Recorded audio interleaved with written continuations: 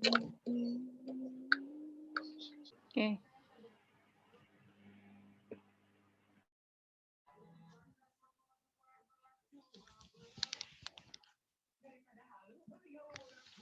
Ini udah mulai kan?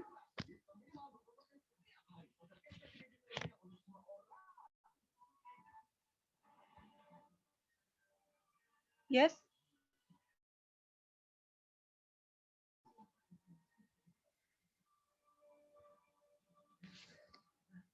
Bismillahirrahmanirrahim. Assalamualaikum warahmatullahi wabarakatuh. Waalaikumsalam warahmatullahi wabarakatuh.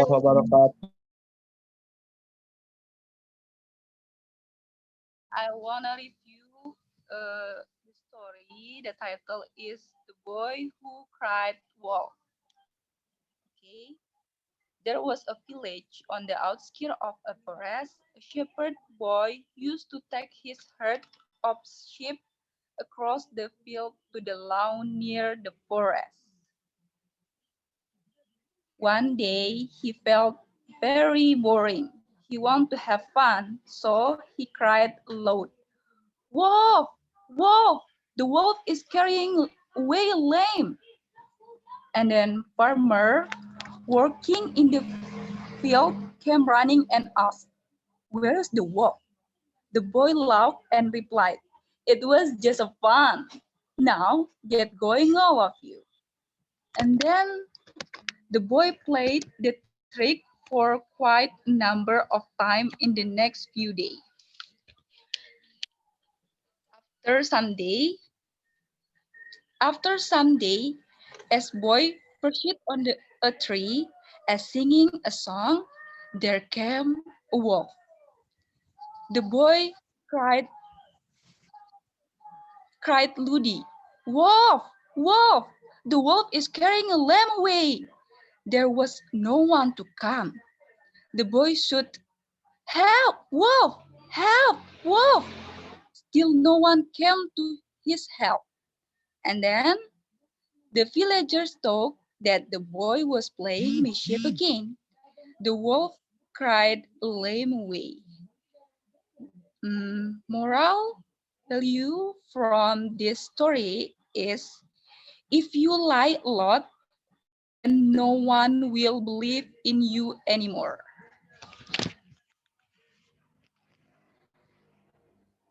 Okay, I think enough for my presentation.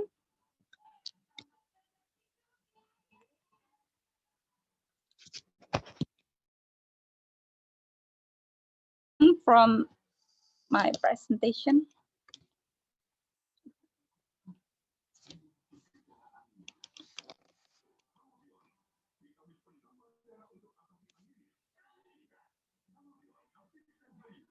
Or next. Mutiara, what's your story talk about? Actually, I don't understand what you say in your presentation. Jadi Diana, someday ada anak kecil yang mengembala domba. Nah, domba dia itu ceritanya ini yang dombanya dimakan oleh wolf. Dombanya dimakan oleh serigala yang dia berbohong kepada warga sekitarnya. Pertama dia berbohong kalau semua lamb-nya, semua domba yang dia gembala dimakan serigala. Serigala to his place, dia berbohong kalau dombanya dimakan serigala. Terus habis itu semua warga datang buat nolong dia, tapi dia malah ketawa. Dia malah laugh. Terus habis itu setelahnya dia benar-benar datang, benar-benar camp wolf, benar-benar datang wolf-nya. Terus dia meminta tolong lagi ke warga. Dia bilang, "Help wolf, help wolf." Tapi nggak ada warga yang mau percaya lagi sama kata-kata si. Jadi gitu. Oke, got it. Oh, kayak Upin Ipin ya? Kayak Upin Ipin, iya. Gue baru nggak. Moral value-nya tadi kan Kalau if you lie a lot, kalau kita selalu berbohong, then no one will yang mau percaya sama kamu gitu.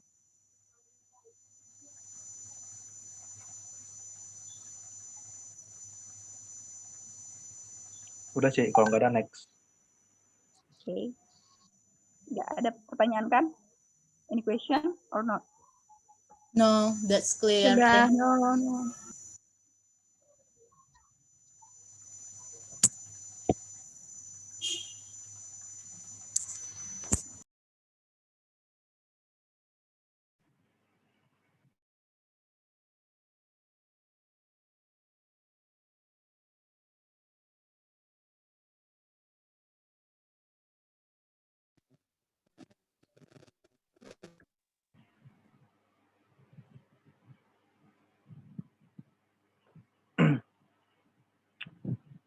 So this is my part, the mother of the Orient Express. Can you hear my voice, guys?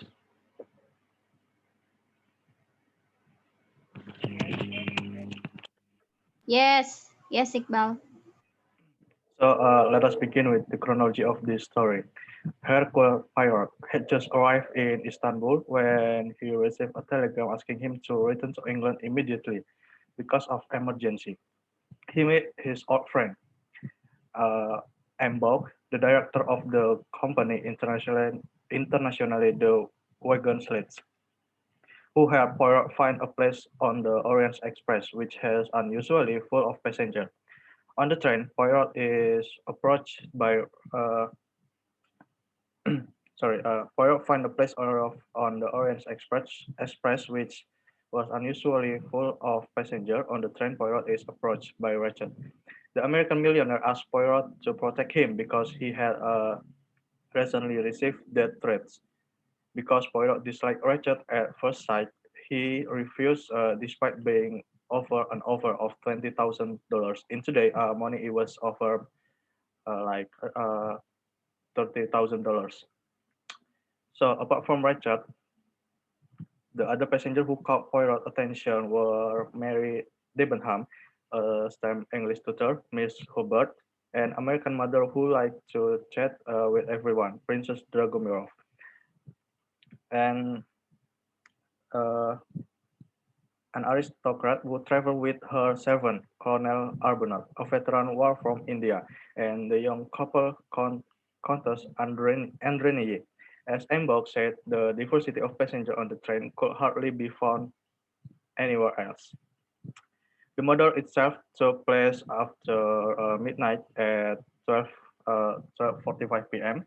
If according to the broken watch found in the victim pajama pocket, uh, due, the, due to their carriage being caught in the snow and unable to ask the foreign police for help.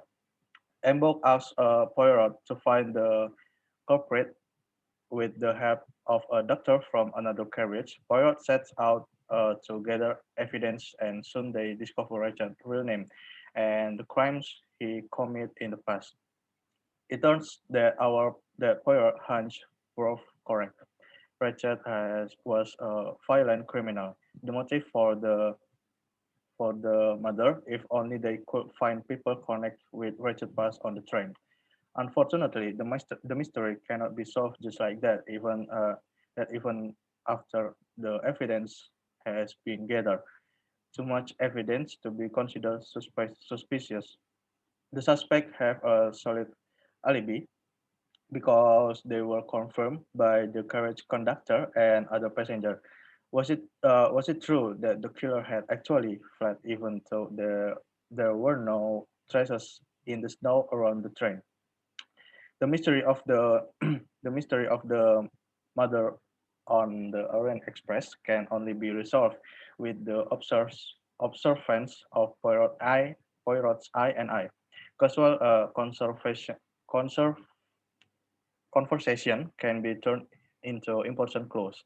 An oil stain can lead to extraordinary case solving.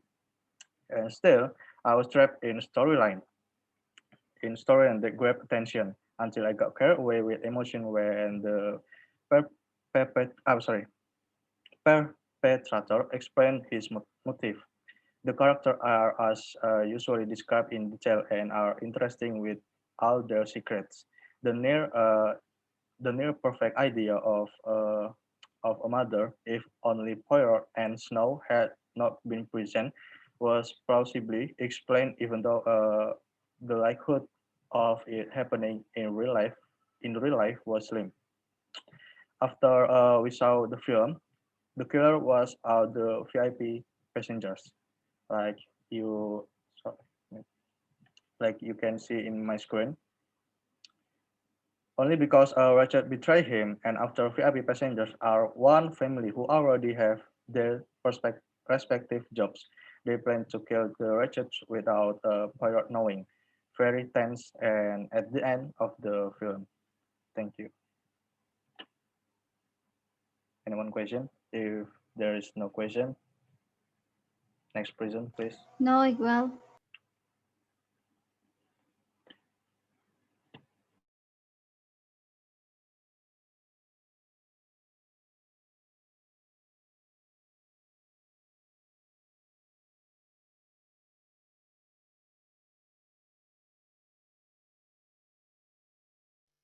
I think no question, Iqbal.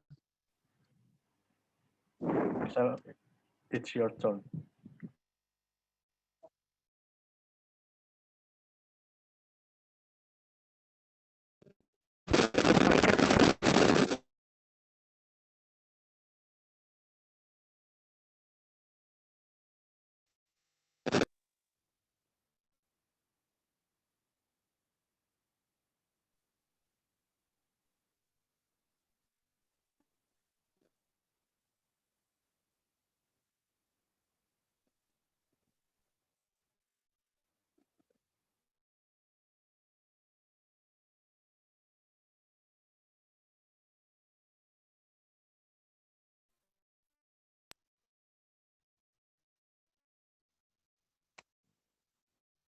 My voice ada nggak suara? Ada tapi agak Ada satu. Ngelak. sendat-sendat. Ada kan tapi ya? Ya udah. Ya. Ya.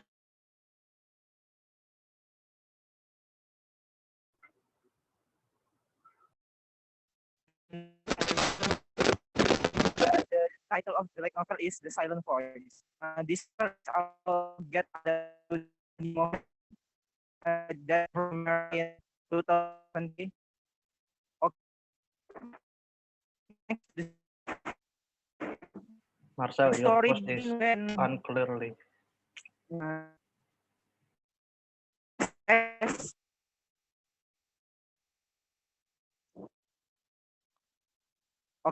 is the jelas udah jelas Belum.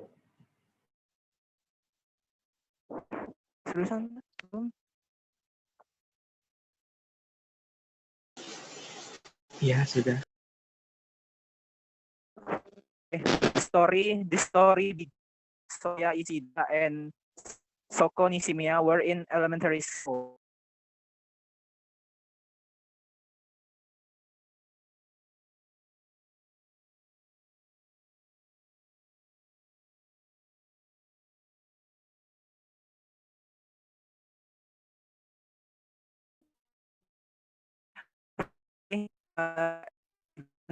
Just Skip aja Marcel. Ngelak.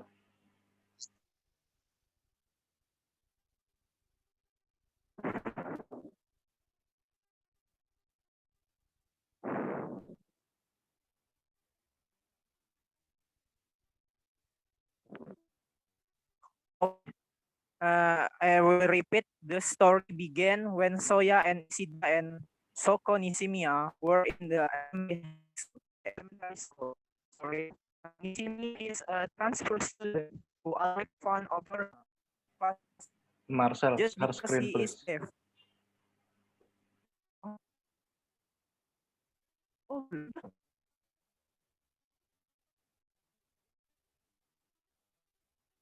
I already.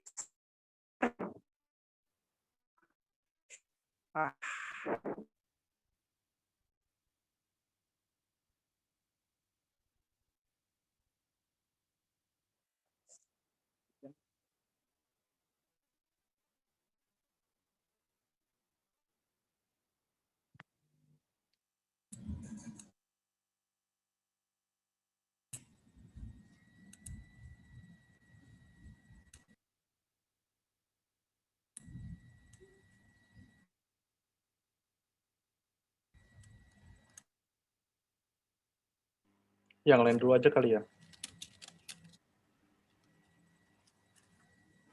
Iya, Bal. Share screen-nya off. Udah belum? Belum.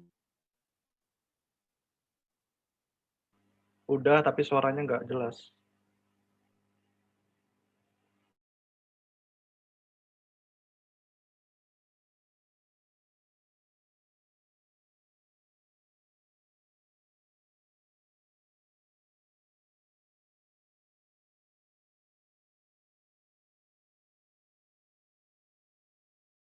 Nishimiya is a person who always makes fun of her classmate just because he is a div.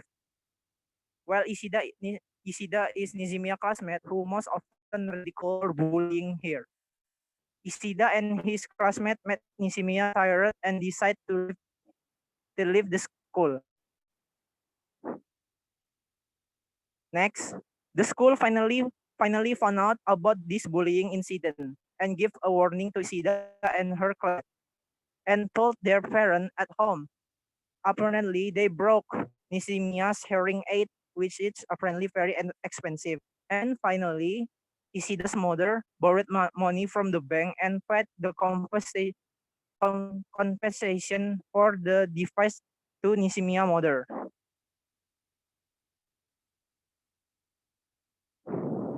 Seven years has passed quickly since that incident. Ishida worked very hard to pay for her mistake to her mother and by working part-time, and finally the loan money was paid off, but she knew that Ishida wanted to commit suicide after atoning for her sin, and Ishida get lectured again by his mom.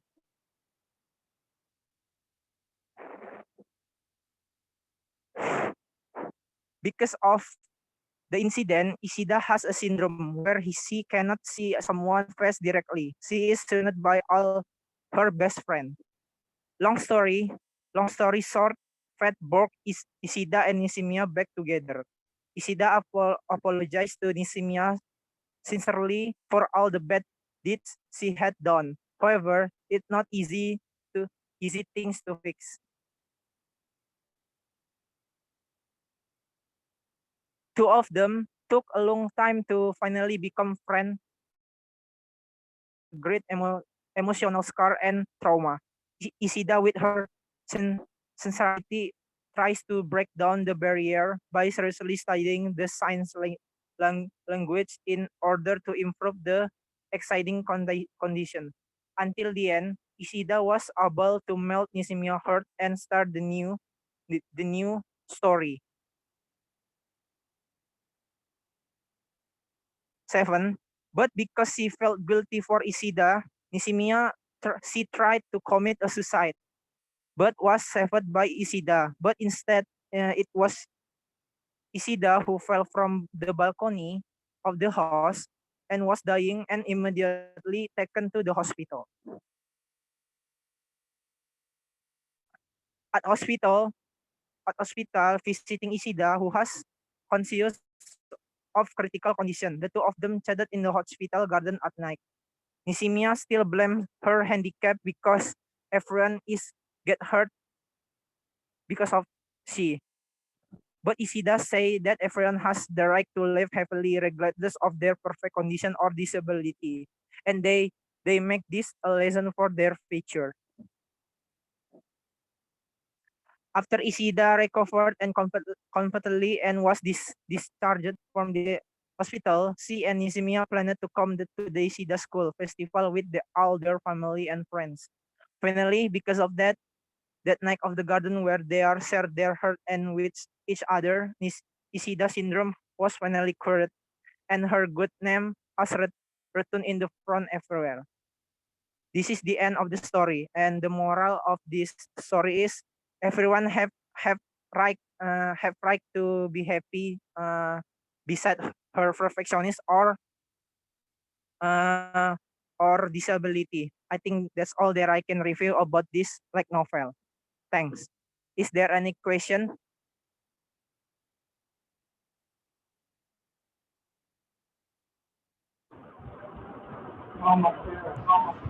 Marcel. Ya, Ya, boleh nanya? boleh. Film ini nih, saya kan pernah nonton tuh. Nonton sekali, tapi masih agak belum paham gitu kan maksudnya apa. Nah,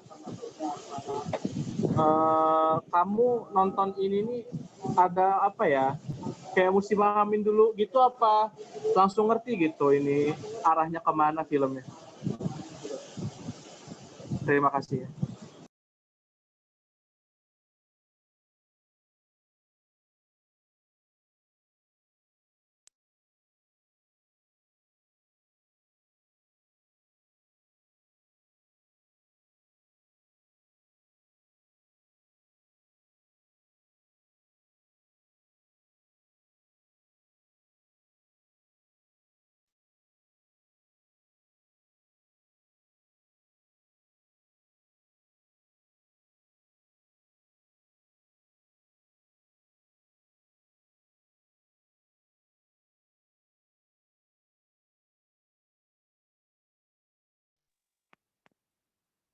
Can you repeat the question, Fitra? Sorry, bad signal.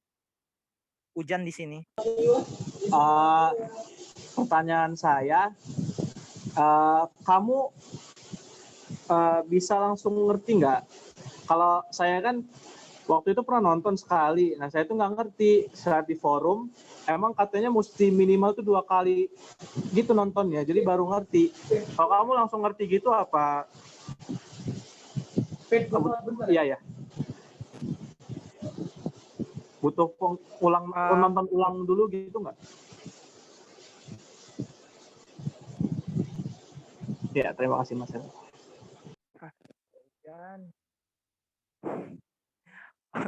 Oke. Saya mengerti tidak film ini setelah menonton sekali tonton ya. Kalau for me, I understand what the film want to explain or want to tell about this. Because if you watch it carefully with slowly and you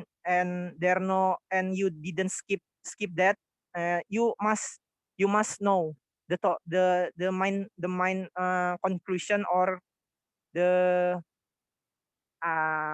the problem in this story. I think that's all. Oke, thank you Marcel Fitra? atas jawabannya. Okay. There's any question? I think no. I think no. No. So, Okay. next. Okay. Next.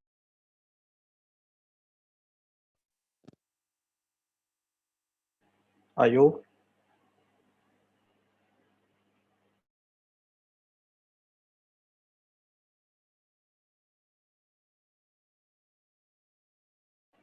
Ayu mau maju.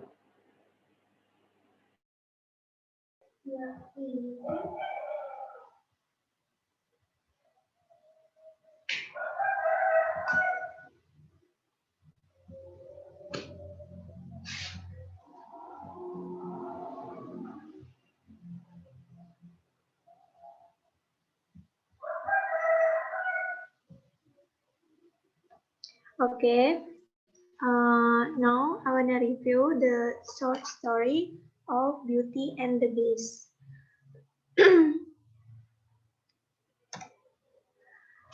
Once upon a time, there was a stranger turtle. He lived with his daughter Beauty in a small village in France. He left their home for a business trip. Leaving Beauty behind coming back, he had to pass through a dark forest. As he was tired, he looked for a place to sleep, and the trader was asleep in the castle until the next morning. When he woke up and felt fresh, he found a rose flower and decided to cut it and bring it to give for his daughter. But immediately a violent and loud roaring sound came from the bush. Something swept the trader off his feet and trembled him to the ground. A vicious beast jumped out of the bush. He tore over the trader and scowled down at him. He wore a long red velvet cap around his furry neck. "You come into my home and then you dare to steal my rose," he boomed. He angry. And then it was sorry. The beast looked at both. Uh, bukan. Mana sih? It was then that a little voice shouted from afar, "Father!" It was Beauty. She had gone in search of her father when he had not returned home on time. She jumped off her horse and ran to the garden. She stopped by her father's side and stared up the beast. The beast looked at them both. "I will let you go. To pay your crime, your doctor stay with me forever," he growled. His father begged the beast not to give them such a punishment. However, Beauty loved her father very much, and she promised to stay in the castle if he was allowed to go free. At first, Beauty was terrified to stay in the castle. She was afraid of the beast's monster looks. However, Beauty soon learned that the beast's heart was kind. He treated her with care, making sure he was fed and warm. He would keep her company while she was reading or exploring the castle. The beast fell in love with Beauty and eventually asked if she would marry him. However, Beauty refused as they still missed her father and wanted to see him again. Despite the promise she had made, the beast agreed to let Beauty go as he wanted to see her happy. Beauty left for weeks to nurse her father back to health, and she was happy at home. One night, when she had been at home for some time, Beauty had a terrible nightmare in which she saw that the beast was ill. He was dying in the bed, and Beauty was afraid for him. As soon as she woke up in the morning, she ran straight back to the castle. She saw the beast lying in the same bed that she had seen in her dream. She cried out, "Please don't leave me, I love you." Then all of a sudden, the beast transformed into a handsome young prince. He stood up and turned to face Beauty.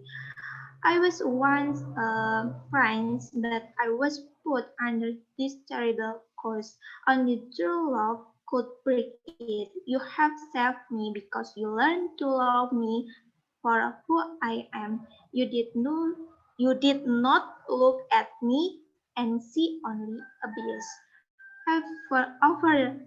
Overjoyed, the couple married and lived happily ever after. Okay, I think that's all for my transfer. I think that's all for my presentation from this review of short story. Any question for this?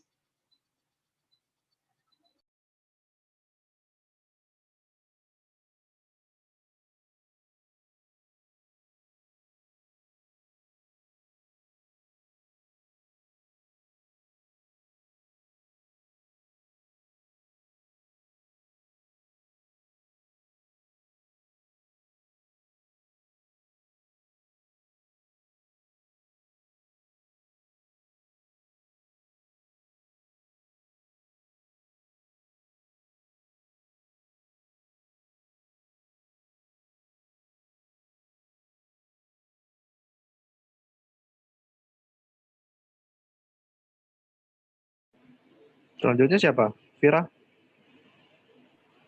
Ayu sih. Ya, nggak apa-apa. Ya. Oke. Yaudah, share screen.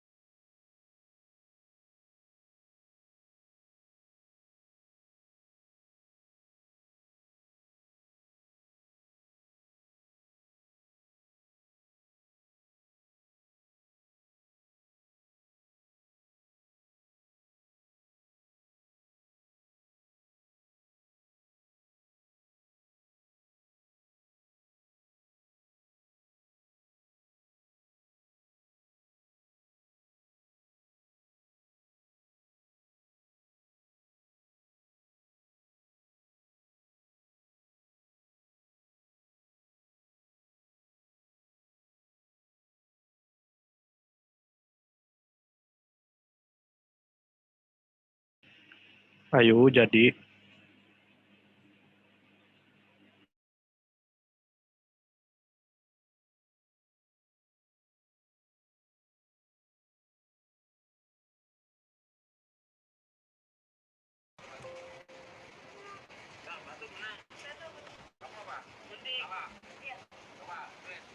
Woi, di sini hujan. Boleh nggak sih keluar? Soalnya takut petir.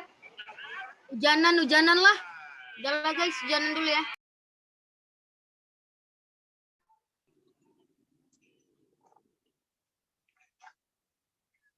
The Little Mermaid lived in an underwater kingdom with her grandmother and 5 older sisters, who are each born 1 year apart. When the Little Mermaid is 15 years old, she comes to the surface for the first time to see the world above the ground. And when her sisters are old enough, each of them is allowed to visit the upper world one by one each year. When each one returns, the little mermaid listens carefully to their stories about the world inhabited by humans. When Little Mermaid turns calm, she races to the surface, witnessing a birthday celebration being held on the boat in honor of the handsome prince. She fell in love with the prince at first sight. A violent storm suddenly appeared that night, Kok nggak ada struck ya itunya? something the prince was traveling on.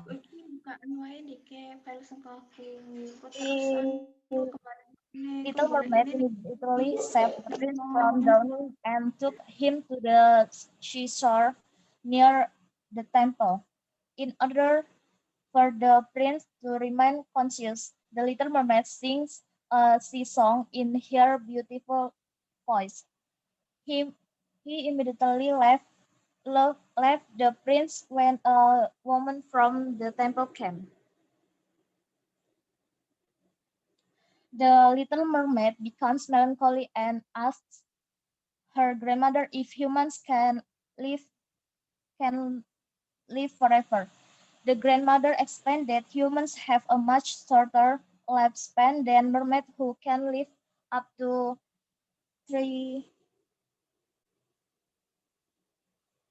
300 years. But when mermaids die, they turn into sea foam and despair, while humans have immortal souls that live in heaven. Little Mermaid missed the prince and want to live with him. Because of his desire to become a human, he visits the sea witch in the most dangerous part of the ocean. The witch was happy to help her in exchange for a magic potion exchanged for the Little Mermaid's lovely tongue. For Little Mermaid had the most dazzling voice in the world. The witch reminds the Little Mermaid that once she becomes human, she can never return to being a mermaid. Besides that, he will only become a real human if they manage to get true love. If true love does not marry someone else, then he will die with a broken heart, dissolved into the foam of the sea above the waves. After she agreed to the rules of the seaweed, the little mermaid swam to the surface near the prince's palace and drank the potion. She is found by the prince, who is fascinated by her beauty and grace. Although the Little Mermaid was smooth, soon Little Mermaid becomes the prince's favorite friend and accompanied him on many of his outings because Little Mermaid could dance beautifully. When the prince's parents asked their son to marry a neighboring royal princess in an arranged marriage, the prince told the Little Mermaid he would not marry because he didn't love the princess. The prince says he can only love the young woman from the temple, who is believed saved his life during a storm. The prince remembered hearing a beautiful voice when he was half conscious being hit by a storm. It turned out that the princess from the neighbor kingdom was a strange maiden. The prince declared his love for her, and the royal wedding was announced at once. The prince and princess are about to celebrate their wedding on the wedding ship, and the little mermaid heart breaks. She talked about everything she had sacrificed and all the pain she had endured, for the prince was a desperate thinking about the death await her. But before dawn, her sister came from the sea and brought her the